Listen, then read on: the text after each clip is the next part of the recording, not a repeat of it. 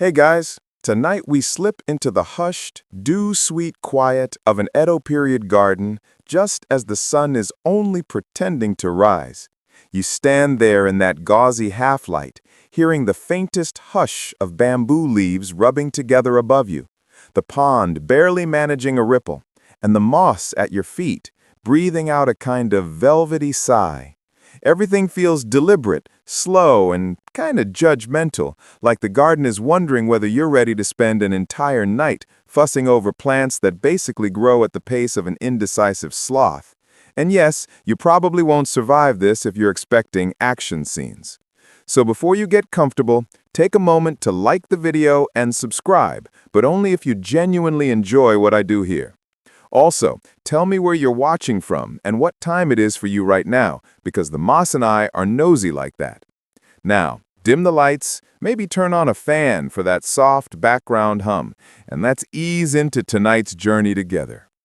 You stand at the garden's threshold, shoulders loosening as the first warmth of the morning filters over the wooden gate. The moss underfoot is cool and faintly springy, almost like walking on a whisper. It doesn't judge you too harshly yet, but you get the sense that if you stomped, it would write a formal Edo-Period complaint about your lack of subtlety. You move slowly, because presence is the first rule of moss keeping.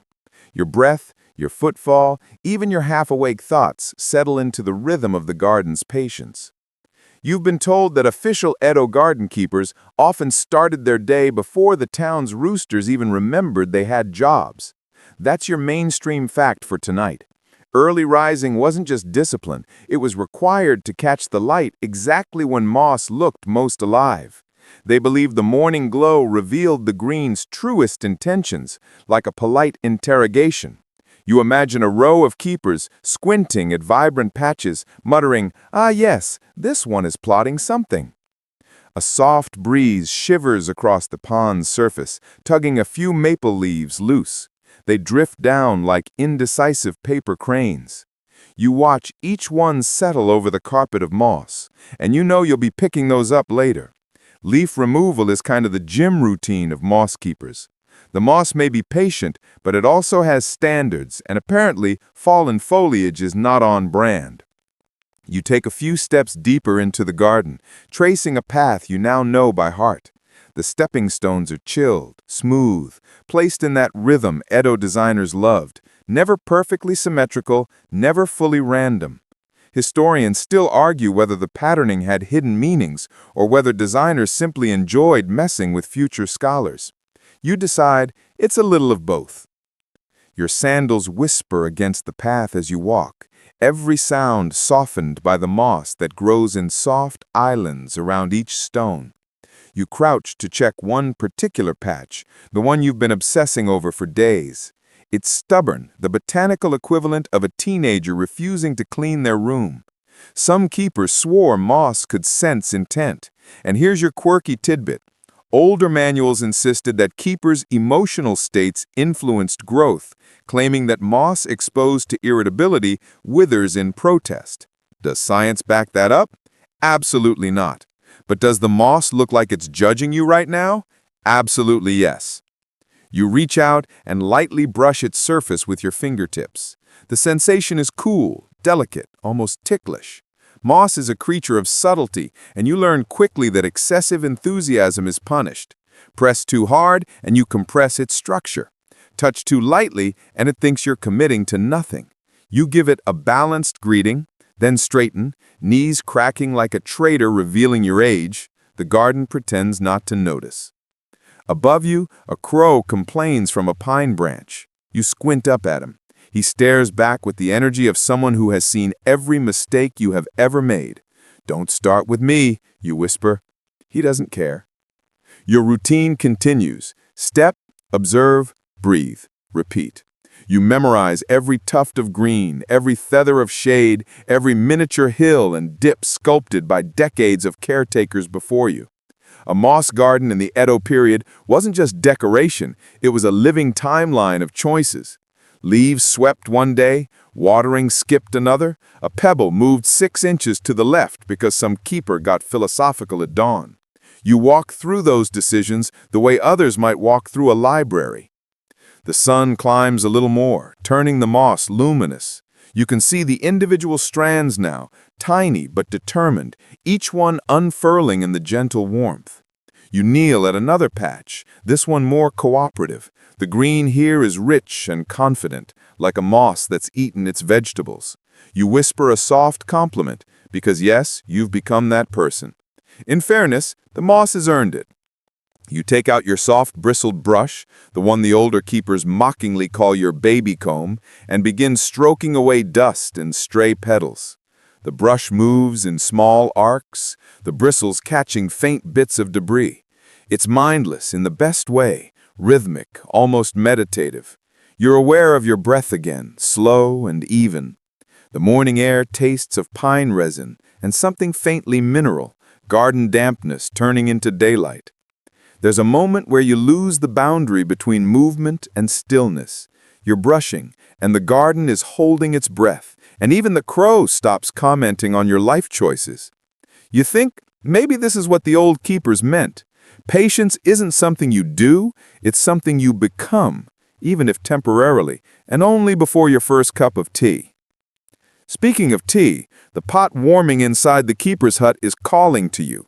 The promise of earthy steam is like a warm invitation, but you resist. Your work isn't done. The moss by the lantern stone needs attention next, and that patch is like the garden's diva. It loves moisture, hates direct sun, and apparently despises you on Thursdays. It's Thursday. You approach cautiously, already feeling judged. The lantern stands tall beside it, stone worn smooth by centuries of wind and hands. You trace your fingers across its base before leaning in to inspect the moss. It's slightly uneven, a few darker strands hinting at dryness. You'll need to water it gently, very gently later. Too soon, and the morning sun will steam the moisture off like a dramatic exit. A dragonfly skims the air beside your ear. Another lands on the moss briefly, its wings flickering like stained glass shutters. The moss doesn't seem bothered. Maybe the dragonfly has better emotional control than you do. You shift your weight, feeling the slight give of the ground beneath the surface layer of moss. That sensation is your constant reminder that moss isn't delicate so much as quietly furious when mistreated. It grows in humble conditions, but every patch holds history. Some have layered over their predecessors for decades, forming green memories stacked like secret diaries. You wonder how many keepers have knelt exactly where you're kneeling, muttering to themselves about the same stubborn tuft. A leaf drops on your shoulder. You flick it off. The garden giggles silently. You decide to pause for a moment. Not to rest, though. Resting feels almost illegal here. Instead, you let your eyes drift across the whole landscape. The gravel beds still retain last night's comb lines. The stepping stones glow softly, and the moss spreads in its quiet, ancient sprawl. You feel strangely protective of it, not in a dramatic avenge the moss way, but in a parental don't you dare step on that patch way. You take a slow breath and allow yourself one tiny stretch. Your back cracks again. The garden is judging your posture now. As the light strengthens, you know your window of perfect moss watching is closing. Once the sun rises fully, the texture changes, the brilliance flattens. But for now, you're still in the sweet spot between shadow and glow. This is the hour when keepers made their biggest decisions. Trim a patch? Leave it. Rearrange a stone. Rethink your life choices. All of the above? All of the above. You kneel once more, letting your fingers hover just above the moss, not quite touching. You whisper something soft, a greeting maybe, a promise, maybe an apology for existing. And the moss, patient as always, whispers back nothing. But that nothing feels like approval. Your stomach growls loud enough that even the crow glances over in judgment. You ignore him. The day is just beginning. You have stones to adjust, leaves to collect, tiny rituals to perform, and maybe, if the moss is feeling generous, a moment of grace waiting somewhere in patch number 7. The garden exhales as morning finally arrives, and you rise with it, brushing dirt off your knees. Another day begins the way all proper moss days do, quietly, reverently, and with just a hint of muttered sarcasm. And without breaking the moment, you take your first proper step into the unfolding day, following the moss's slow, steady invitation deeper into its green patience. You shift from the warm hush of the moss beds toward the gravel paths, letting the rhythm of your footsteps blend into the soft scrape of sandals on stone. The garden exhales behind you, and you can feel its attention narrowing, following you the way a cat follows someone carrying its favorite bowl. The moss had its moment. Now the stones demand their share of your early morning reverence. You swear you hear one of them mutter, "Finally."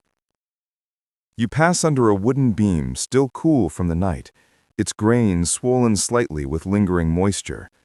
There's a tiny bead of water hanging from the underside, quivering like it's trying to decide whether gravity is a suggestion or a law. You respect its indecision. You've been there. Your rake waits where you left it, leaning against a small tool shed built during the late Edo years, its wood polished by hands far more competent than yours. The rake's bamboo teeth catch the slanted light, and for one absurd moment, you feel like you're about to perform a solo in some ancient garden orchestra. Don't worry, you'll mess it up, but the garden already knows that. You wrap your fingers around the handle and lift. It's lighter than it looks, almost sly in the way it promises ease but guarantees subtle chaos if you rush. You step toward the gravel bed, a wide rectangle of powerfully intimidating sand, raked last night but disturbed by a curious cat who wandered through and left a tragic little line of paw prints. You sigh softly but lovingly. Maybe the cat was seeking enlightenment, or maybe it was just rude. Historians still argue whether animals in Edo gardens were tolerated as natural visitors or discreetly encouraged to wander elsewhere. Either way, paw prints are now your problem. You kneel at the edge of the gravel and dip the rake's teeth into the top layer. At first, nothing happens, but then the gravel begins to move in soft cascades, following the rake obediently. Or so you think. A tiny pebble instantly rebels and skitters sideways, ruining your attempt at a perfect line. You freeze. The pebble freezes. You swear you hear it laughing. Your first joke quota of this 1,000-word stretch. You resist the urge to flick it into the pond. You try again, drawing the rake slowly across the surface. This time the gravel cooperates, forming a clean, even ripple. Then another. Then another. The lines curve gently where the bed bends around a stone cluster, each groove narrowing or widening as you shift your wrist. This is where the finesse comes in. The gravel's texture changes slightly from one area to another, and the rake catches differently each time, which means your arm must adjust mid-stroke. It's a bit like trying to sign your name on moving fabric. Possible, but only if you accept that the fabric has strong opinions. The morning brightens a little more. You catch sight of a group of larger stones positioned with ridiculous precision near the gravel's center. These aren't just random rock lumps.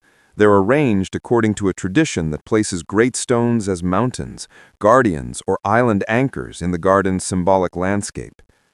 Your mainstream fact: many Edo gardens placed rocks to represent actual geographic features of Japan, miniaturized into metaphor, which means that these stones, silent, unmoving, ancient, are judging your rake technique on behalf of an entire country.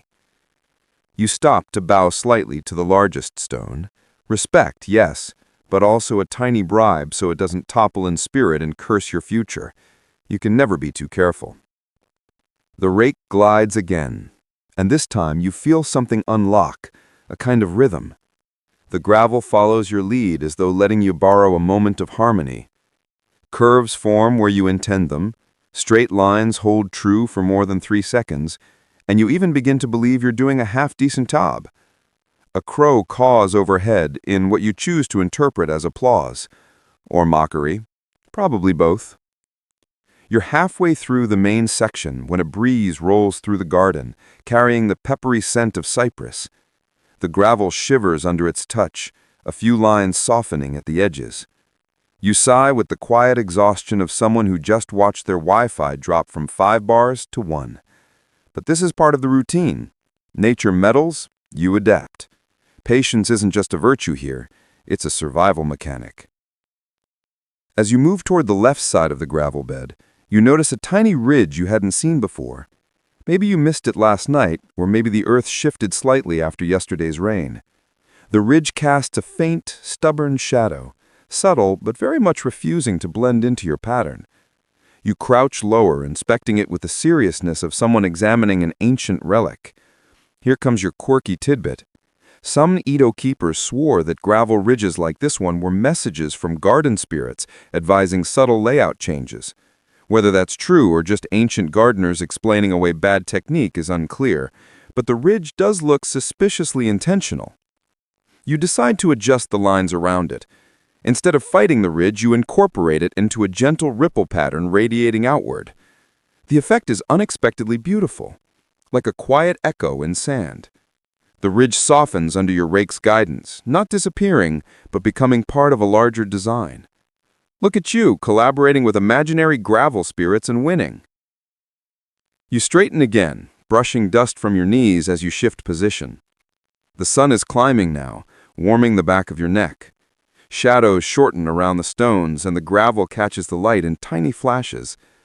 You pause to take it in, the ribbons of raked shapes now flowing in a slow dance across the bed. You could almost believe they're moving, breathing, adjusting, aligning themselves with some rhythm older than the dawn. But your work isn't done yet. The gravel around the stone cluster demands a different pattern, tighter circles that suggest gentle water swirling around a fixed island. This requires a shift in technique. You reposition your hands on the rake, tilting it slightly so the teeth catch at a sharper angle. The lines form short crescents, then longer curves, building a spiral that pulls the eye inward. It's hypnotic work. Your breathing slows. Your shoulders drop. Even the crow, who has taken up a seat on the garden wall, seems momentarily entranced. You imagine the stones approving, nodding internally at your effort. Or maybe they're bored. Stones are hard to read. Your arms start to burn halfway through the second circle, and you pause for a soft shakeout. You're reminded that Edo garden keepers were not only artists, they were physically fit. Maintaining these patterns every day was a workout disguised as meditation. You mutter a tiny complaint under your breath, but the garden ignores it. Hard labor is part of the vibe.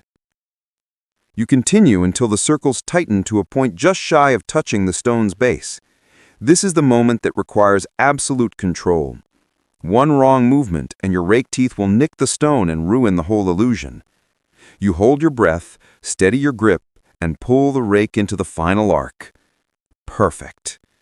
You exhale with the dramatic flair of someone who's just completed a dangerous stunt. For a moment, you feel invincible. Then you glance to your right and see one stray leaf hovering over the gravel like it's choosing a landing spot. You give it the kind of glare usually reserved for malfunctioning printers. The leaf takes the hint and falls onto a blotch of moss instead. Crisis averted. You step back to inspect your work. Curves, swirl, and sweep in satisfying harmony. No patch looks overly dominant, no corner feels forgotten. Everything is coherent, calm, and pretending it didn't take you several muttered threats and a nearly sprained wrist to achieve. But the section isn't complete without tending the stone placements themselves. You walk toward a smaller cluster, 3 rocks arranged in a triad. Their placement is intentional. One tall, one medium, one small, representing a mountain, a foothill, and a child boulder. Yes, garden symbolism gets very family tree sometimes. You run your fingers along the smallest stone's rough surface. It's cool and grainy, like sandpaper with ambition. You notice the tall stone leans imperceptibly forward. It's always done that, but today it seems a hair too precarious. Adjusting stones is tricky, borderline forbidden unless you're absolutely sure. Some keepers could go entire careers without ever shifting a rock. Others were notorious for rearranging them during sudden creative revelations. You're somewhere in between. Respectful, but also occasionally impulsive. That's the problem. You crouch beside the stone and test its weight with a cautious nudge. It doesn't budge. Good. This means you're not required to risk rupturing the garden's cosmic alignment. Instead, you brush away a thin layer of dirt collecting around its base, revealing the natural contour where it anchors into the earth. The garden seems to release a tiny breath of approval. You step back again. The stones command the space, their stillness amplifying the movement of your raked lines. It's a visual tension you've come to adore, the balance between permanence and momentary expression. The gravel shifts daily, the stones endure centuries. You fit somewhere between those two extremes, sweating gently in the rising light. A dragonfly darts past your face and settles briefly on the rake handle. You grin and whisper, "You like the craftsmanship?" The dragonfly blinks its big, accusatory eyes and flies off, unimpressed. The garden's fauna apparently hold master's degrees in emotional sabotage. You begin a second pass across the far edge of the gravel, sharpening the lines where they've softened. This is the final detail work, the part that demands focus even as your arms tire. A tiny bead of sweat rolls down your forehead. You let it. You follow the narrow plank path toward the old tea house, the one that leans a little to the left, as if it's been awake since before the Edo-Period officially began. The moss clustering around its foundation glows a deeper green here, shaded by the overhanging eaves and fed by the steady drip of last night's condensation. You feel the garden's mood shift, less crisp, more intimate. The stones were proud, the gravel exacting, but the moss near the tea house is needy in a soft, clingy, water me or I'll wither dramatically kind of way. Inside the tea house, the kettle sits where you left it, over charcoal that has surrendered to a lazy red glow. The air smells like toasted bamboo, warm iron, and the faint sweetness of old tatami mats. You kneel, letting your weight settle into the woven floor as you lift the kettle. The metal is pleasantly warm, not scalding, not tepid, just right for what Edo keepers considered the sacred moisture ritual. Your mainstream fact for this stretch arrives early. Edo gardens often relied on carefully rationed water deliveries from local wells or canal systems, making every ladle, every drip, a tiny exercise in resource management. Even watering was choreography.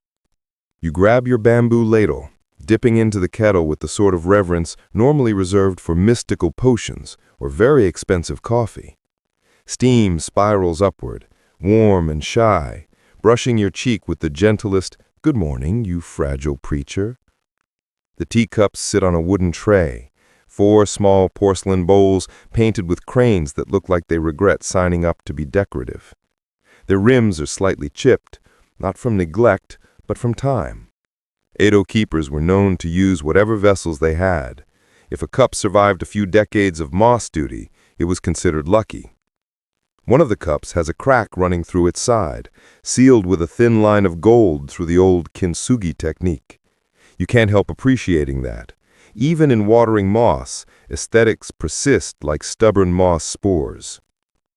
You take the first cup, fill it halfway, and step outside. This is the part of the day that always makes you feel slightly ridiculous, because you're literally carrying a teacup around a garden like some moss butler. But the moss seems to enjoy this ceremony, and you've decided that if you're going to commit to an ancient job, you might as well commit fully. The first patch you approach is stretched across the base of a low boulder, thriving in the shade, but slightly thirsty. You crouch and tilt the cup just enough to let one single droplet hang on the rim, trembling with indecision. Then it falls, plop, right into the center of the patch, like a tiny blessing. The moss responds instantly, darkening a fraction of a shade as the water sinks in. One droplet, one breath. Another droplet. You're basically a tiny portable rain cloud. As you lean in closer, you catch the faint scent of wet earth, soft, mineral-rich, grounding. It's the smell of patience, and as always, your hands instinctively slow. The world shrinks down to moss and cup and breath. Your shoulders loosen, your heartbeat softens, and even the crow, who has apparently followed you, stays respectfully quiet. You rise slowly and move to the next patch, flipping the cup lightly in your hand like a bartender about to pour a very delicate, very leafy cocktail. Another little joke, you whisper, "shaken, not stirred," to the moss. The moss ignores you. That's fair. This patch is trickier. It grows near the stepping stones, which trap heat as the sun rises. Too much water here, and you'll steam cook the delicate filaments like accidental moss soup. Too little water, and the edges get crisp. Never a good look.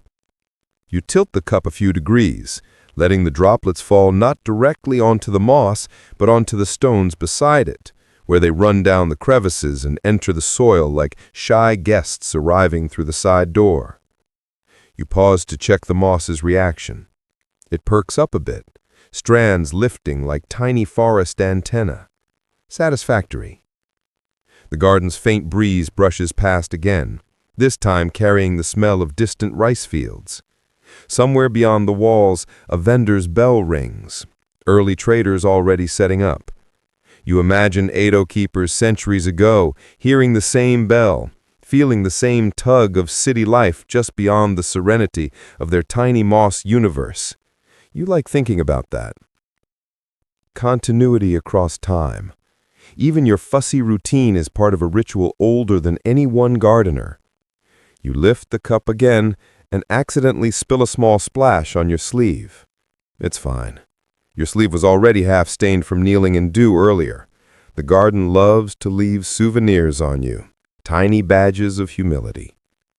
At the third patch, you kneel lower still. This one has been giving you attitude for days. It has a bald spot near the center, a little brownish dip that reminds you of a failed haircut. You've tried adjusting light levels, altering watering times, even shifting nearby stones to give it better airflow. Still, it sulks. Today you try something new. You place your hand just above the moss, not touching, but sharing warmth, and let a thin stream of water fall from the cup into the gap. The moss absorbs slowly, as if it considering whether your offering is worthy. Here's your quirky tidbit. Edo keepers sometimes whispered to moss during watering, believing soft words encouraged growth. Whether that's superstition or early plant psychology is unclear, but you lean into it. You murmur, "Come on, little one, you can do it." The moss doesn't respond, but you swear it leans in a microscopic amount. Or maybe that's your imagination staging a motivational montage. You move from patch to patch, cup in hand, droplets falling in the measured rhythm you've developed. Tilt, pause, check, breathe, repeat. The breeze thickens with warmth as the sun rises higher. A few dragonflies flit past, pausing occasionally to land on the rim of your cup like tiny inspectors checking your water quality. By the time you approach the big central patch, your pride and joy, the lushest in the entire garden, you feel the shift in mood. The light here is diffused by an overhanging maple, turning the green below into a soft emerald glow. This patch is the star performer, always ready, always vibrant. You kneel in front of it with a reverence bordering on dramatic. You adjust your posture, hold the cup an inch above the moss, and begin the slow pour. But this time, the droplet refuses to fall. It clings to the rim stubbornly. You tilt more. Still no movement. You tilt further, too far, and suddenly, the cup dumps a miniature tidal wave straight onto the moss. You freeze in horror. The moss darkens dramatically, like someone spilled secrets into its roots. You inhale sharply, exhale slowly, and mutter, "Okay, okay, don't panic." The moss does not panic either, which is comforting. It just settles into the unexpected hydration like a stoic little sponge. Still, your heart is beating like you just narrowly avoided an ancient curse. You set the cup down and gently fan the excess water away with your hand. The crow caws once, a sound suspiciously like laughter. You give him a glare that says, "I dare you to try this yourself." You continue, applying more careful droplets around the edges to even out the saturation, and soon the central patch glows with a perfect, consistent sheen. You exhale again, this time with something like pride. Sure, you nearly drowned the moss, but you saved it. Probably. A soft rustle draws your attention. At the garden's edge, an elderly neighbor, one of the unofficial local garden judges, passes slowly, hands behind his back. He nods once at your technique. Praise from him is rarer than a moss that waters itself. You return the nod in the exact respectful angle required by social custom. You take your final cup of water and approach the back corner of the garden, where a tiny shrine-like stone marker stands half-hidden. This patch of moss is old, older than your tenure, older than the maple that shades it, older than half the neighborhood, probably. It feels ancient, like it remembers every keeper who ever whispered encouragement or spilled too much water on it. You kneel and bow slightly. The air here is cooler, quieter. Even the crow doesn't follow. He stays near the stones instead, like he knows not to intrude. You tilt the cup, letting droplets fall in a slow, ceremonial progression. Each one sinks instantly, like the moss has been waiting for this exact moment. You whisper nothing this time. Silence seems more appropriate. And as you kneel there, cup in hand, you realize you've fallen into the rhythm that defines this craft. Tiny actions, repeated endlessly, shaping something that grows at the pace of thoughtfulness. Historians still argue whether moss gardening was considered art, meditation, or subtle backbreaking labor disguised as poetry. You think it's all three. You finish the last droplet and bow once more before rising. The cups clink softly as you place them back on the wooden tray, little porcelain soldiers returning from honorable duty. The kettle exhales a final ribbon of steam, as if congratulating you. You stretch your arms above your head. You rise before the copper edge of sunrise breaks over the compound wall, moving through the dim corridors with the reverence of someone entering a shrine rather than reporting for duty. The air still holds the thinning chill of night, yet you can smell the faint green musk that tells you the moss is awake before anything else. You step outside, sliding the door shut behind you without letting it click, and the garden instantly receives you, soft, muted, expectant. This is the hour when the other keepers are still curled in their quilts, when the streets outside are empty but for a tofu seller or a drifting cat, when the world is simplest to read.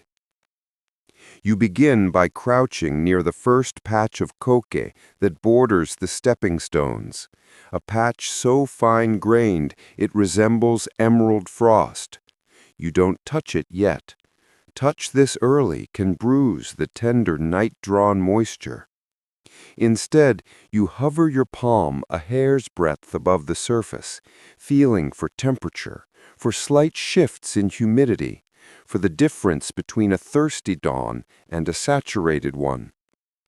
The elders say the moss tells you everything if you stop trying to talk first. So you listen to it, not with your ears, but through the skin of your fingers and the rhythm of your breath. Gradually, you notice the tiny signs that mark this morning as unique, the faint crispness of a wind that must have curled off the river, the way the grains of last night's rain have settled into the deeper pores of the stones, the slight imbalance in the velvety spread that suggests some small creature padded through during the dark hours. You study these clues with the quiet attention of a scribe reading an imperial edict, because every movement you make in the next few hours will begin with this assessment. Moss is slow, but it responds to all things: steps, shadows, voices, even the moods people carry across its beds. And so you attempt to arrive emptied, unburdened, your heartbeat softened to match the stillness around you. You move next to the inner ring of the garden, the one few visitors ever glimpse. Here, the moss grows in layered textures, cushioned humps, feathery runners, tight spirals, and each demands a different understanding. You kneel, letting your knees sink into the damp soil, and whisper a greeting into the open space.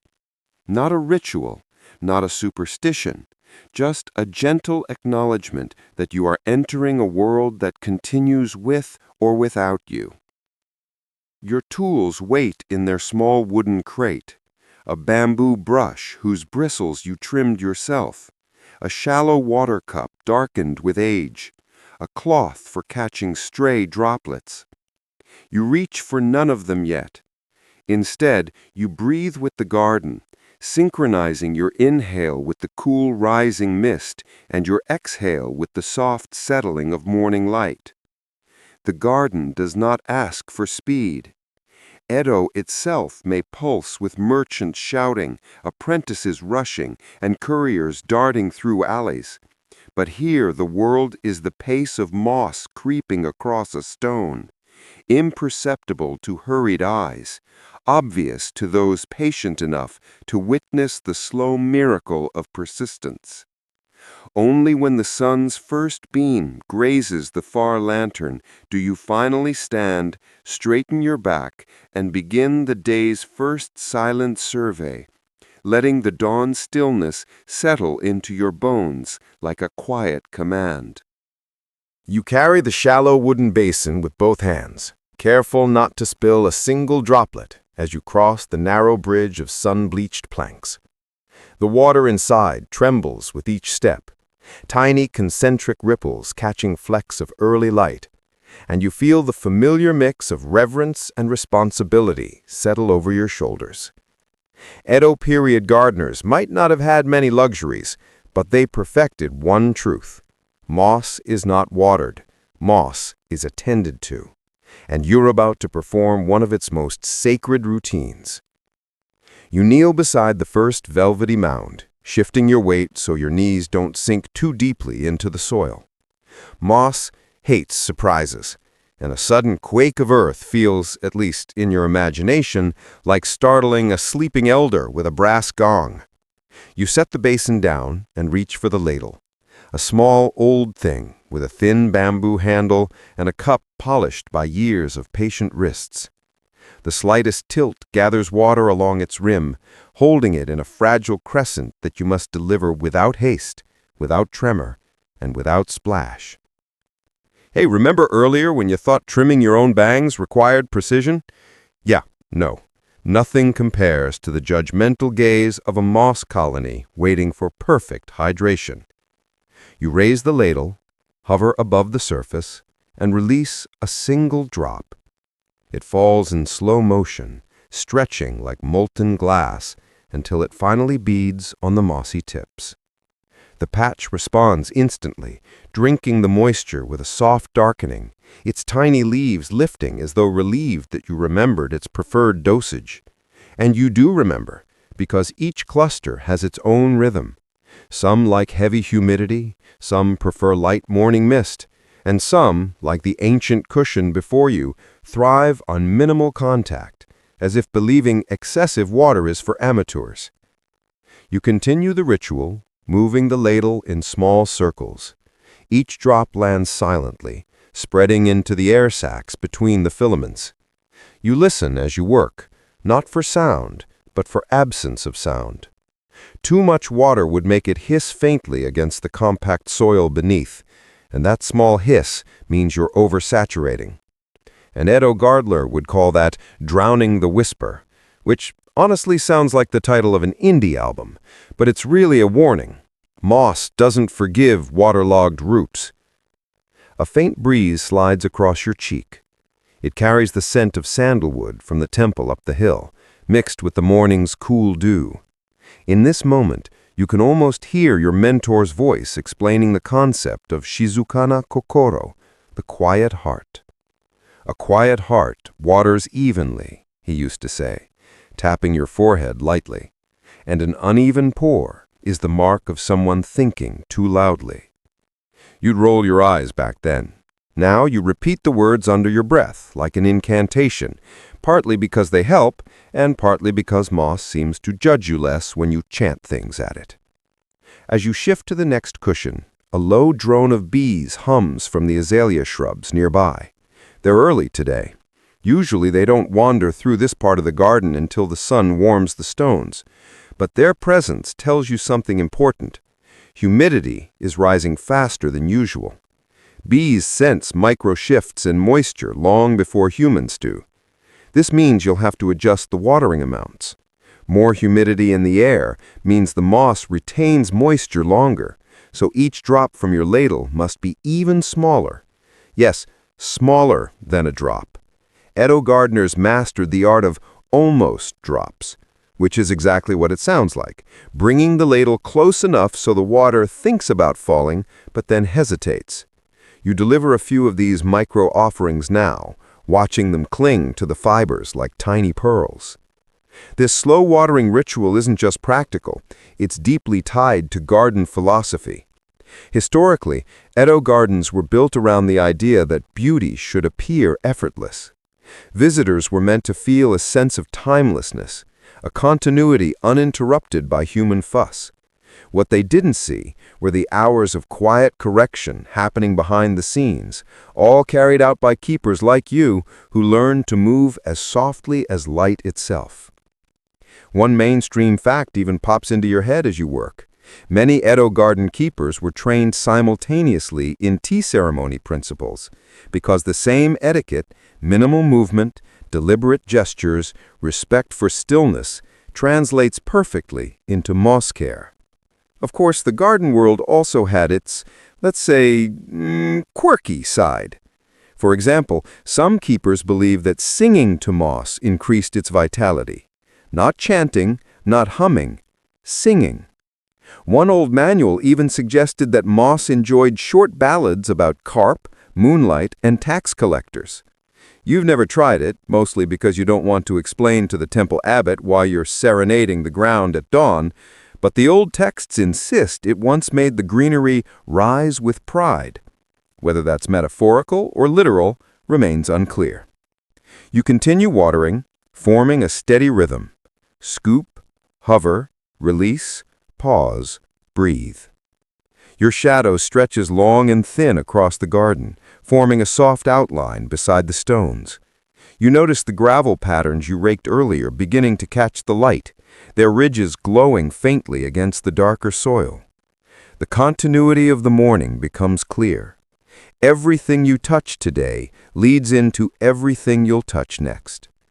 Somewhere nearby, a nightingale chirps a single rising note. It's not quite a song, just a test of its little reed-piped throat. The sound glides into the silence like a stroke of ink on rice paper. You don't look up. Your attention stays on the moss beneath your hands, but you acknowledge the bird with a small nod. Garden keepers and nightingales share the same schedule, after all. Rise early, move gently, observe without announcing yourself. As you refill the ladle and shift positions, you're reminded of an ongoing scholarly debate, one you overheard in passing between visiting historians last month. They were arguing about whether Edo moss gardening traditions evolved from earlier Heian-era moisture rituals, or whether they developed independently through Zen monastic practices. One insisted the tea monks refined it, the other claimed the aristocratic estates did. Meanwhile, you were just trying to sweep a pathway behind them without being drawn into the argument. Moss doesn't care who invented the method. It only cares that you don't drop an accidental splash on its crown. But the debate lingers in your memory anyway. History always feels closer when your hands are deep in a craft that hasn't changed in centuries. You look at the basin, the same shape, the same style, the same grain patterns as described in old treatises, and you think about how many generations repeated the motions you're doing now. Kneel, lift, pour, wait, kneel again. It's like participating in a ritual that's not performed for any deity, yet still feels sacred. The sun climbs a little higher. The moss begins to shimmer faintly with the new moisture, its surface brightening with that soft, luxurious sheen you love, the kind that makes every patch look like a miniature forest seen from the sky. You always joke internally that if you shrink yourself to ant size, this place becomes a national park. A small one, sure, but with pristine amenities and zero tourist noise. Well, maybe you, the overly diligent ranger. Around midday, you finally shift your basin to the small stone bench beneath the maple tree. Your knees ache from kneeling so long. Seriously, Edo gardeners must have had size of steel. But you stretch them out with a slow exhale.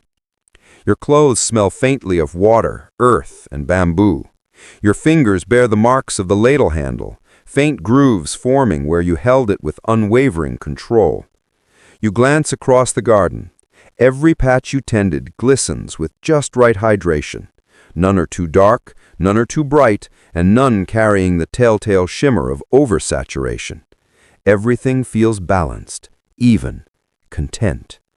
You even allow yourself a tiny moment of pride, something your mentor always encouraged, but only in doses smaller than the moss drops. Around you, a cloud drifts lazily across the sun, muting the brightness. The garden enters one of its favorite moods, cool, soft, shadowed enough that everything blurs slightly at the edges. You rest a palm against the moss nearest your seat, just lightly, just long enough to feel the faint dampness beneath your fingertips. It's perfect, the kind of perfect you only get from patience, applied drop by drop. You take another deep breath and rise. Your basin is empty, the moss is fed, and the day's next tasks call to you from the shaded paths ahead. You gather the ladle, brush the dust from your knees, and continue onward, knowing the garden now moves with you, not against you.